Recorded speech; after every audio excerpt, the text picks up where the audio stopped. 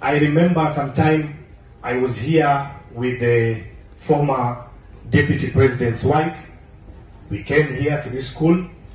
We had a discussion here. Si ndio? Na hiyo maneno ya swimming pool si tulisema? Sikusema wakati hiyo. But sasa nataka niwatangazie waziri, I had looked for some friends and some partners about they had decided that they are going to sponsor 3 swimming pools, and Kisii High School is one of them, and very soon those engineers will be here. Kwa hivyo msiwe na wasiwasi.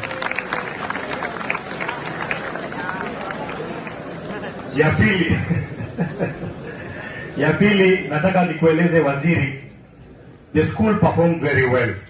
As a leader from this area, I want to promise that I will push waziri tusukume hii serikali na tusukume rais ili hii shule iwe one of the best excellent centers of excellence within Kenya. Sawa sawa? Basi kwa sababu ya muda